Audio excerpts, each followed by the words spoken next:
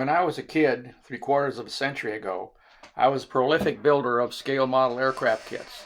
Such kits were made of wood at that time. In later life, I collected a few of these kits as a nostalgic exercise. I have built only a couple as it seemed like destroying a historic object. Now, few seem interested in such old and exotic stuff, and I have to admit some of the kits are in really bad shape. So why not build one? I chose this Strombecker Convair Flagship not because I really wanted to build such a model, but because in the box plans and the decals are all in really bad shape, and therefore it'd be a sad collector's kit.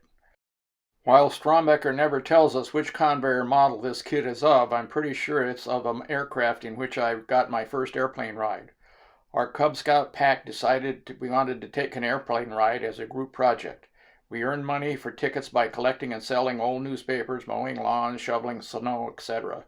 Our biggest moneymaker was collecting used wire hangers, sorting and washing and bundling them to sell back to dry cleaners. You wouldn't believe the collection of coat hangers some people had.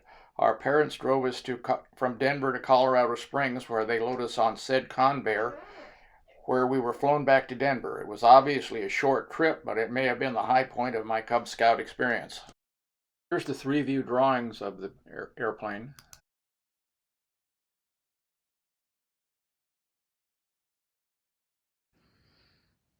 As you can see, the kit is somewhat midway between the Strombecker's top-of-the-line V29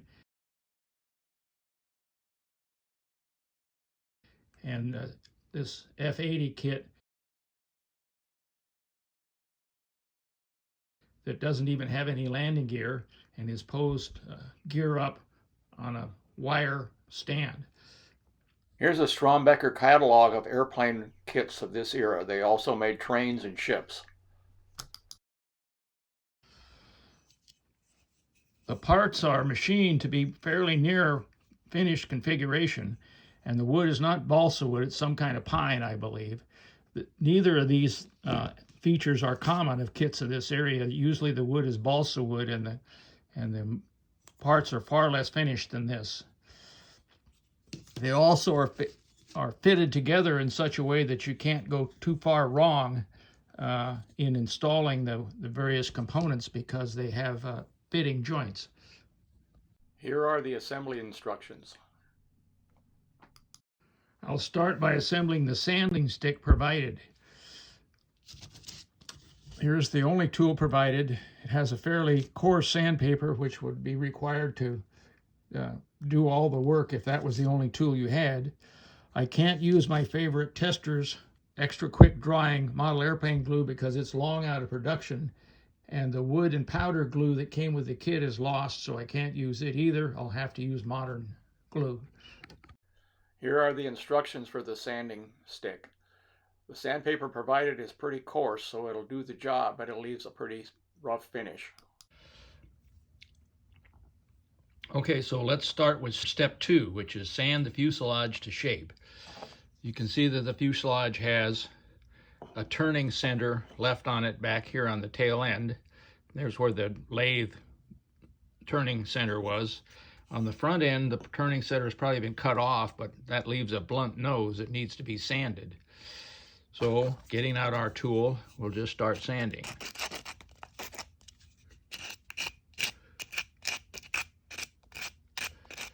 Kind of clumsy to do it around the camera, I'm sorry.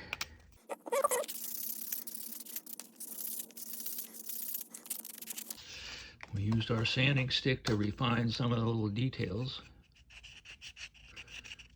Get the windows sanded and the area right in front of the windows.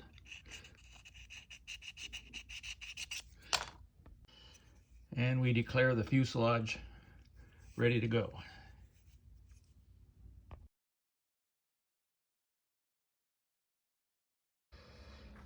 The tail surfaces are cut in profile from 1/8 inch stock, so they're the right shape in one direction, but they have to be sanded for the airfoil shape in the other direction. They have a couple other problems. As they are currently shown, they need a square peg and a round hole to be attached, so we have to make the peg round.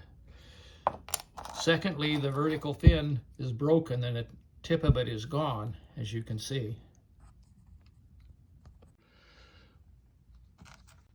Well, the horizontal tail surfaces are pretty well sanded. I may give them a quick once over with some finer sandpaper, and hopefully they do fit in the fuselage as expected.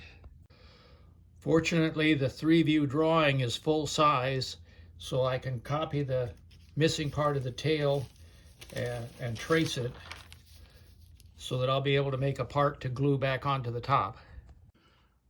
Well, the vertical tail repair didn't come out as good as I'd hoped in the glue job. We'll see if I can save it sanding it. Obviously, the woods don't match up well at all. I'm not really happy with the way the repair of the vertical fin came out. The color of the wood doesn't match at all. The seam is obvious, but it is what it is, I guess. So it's time to put the tail together. Here are the horizontal elements, vertical attachment points, tail assembly complete.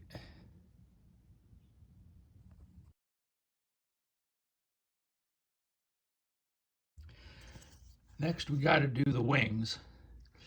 If you look at the wings,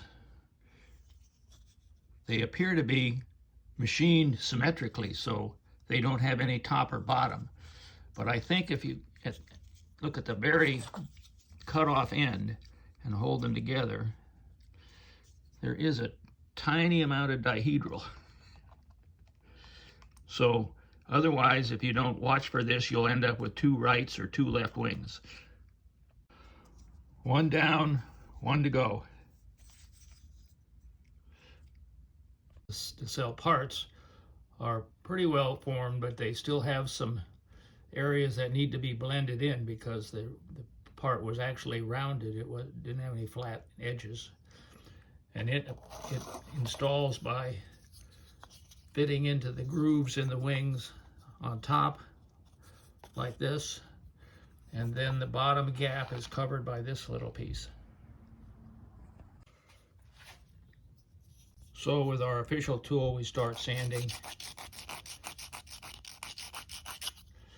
and we sand,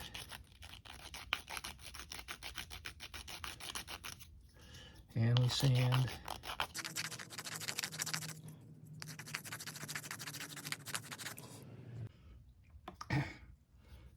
well, here's the finished glue up.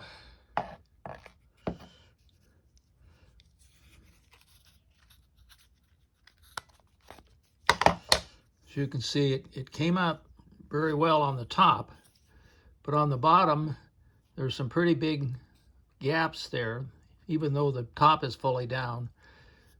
Could it be that I actually over-sanded? Now we got to get these little pieces in here, and as you can see, they don't go down, so there's going to have to be some fitting done there.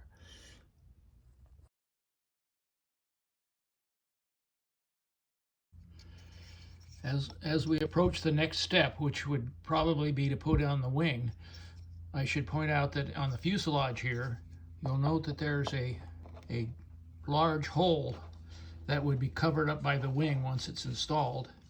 And the purpose of this large hole is to hold a piece of steel rod that supposedly came with the kit, but it's now missing. I know that's what it's for from the drawings and the models I built in the past.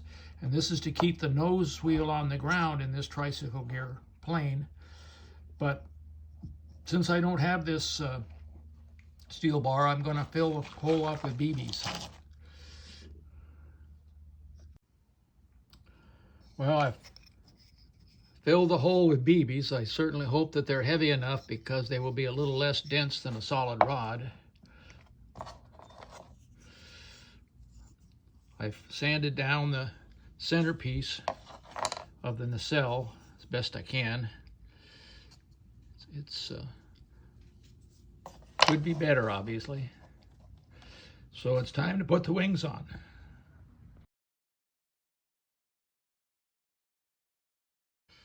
Well, here's step one, and now we try and glue the wings onto the fuselage. Hopefully, here it is. Now we let it dry. Well, here's the glued up assembly.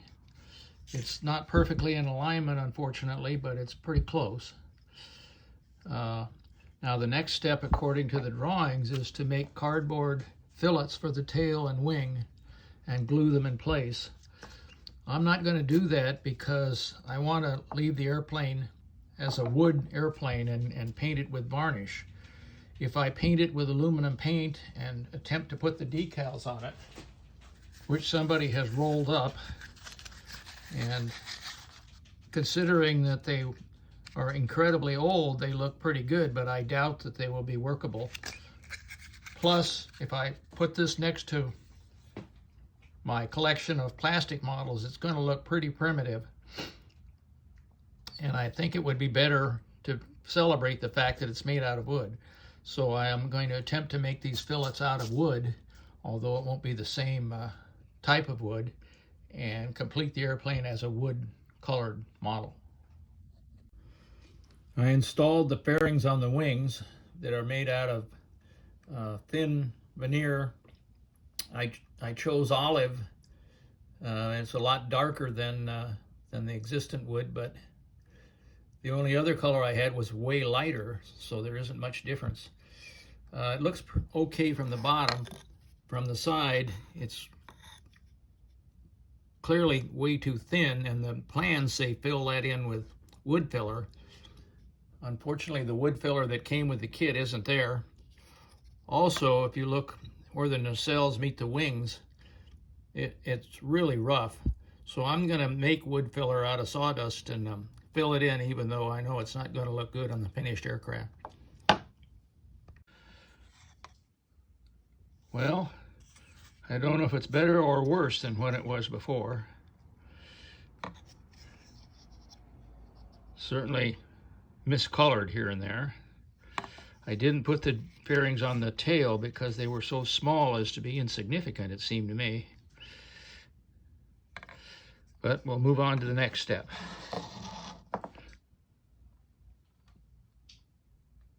Referring to the last part of step 5, the way to install the landing gear struts is to pound them in with a hammer.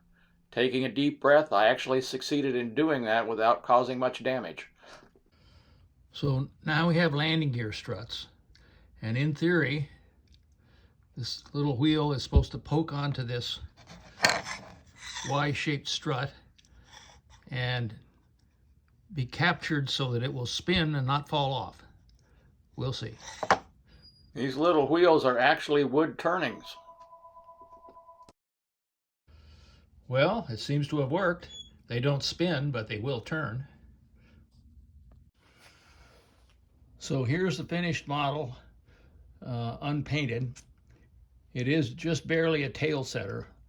I was afraid of that because the BBs are probably lighter than the metal rod would have been.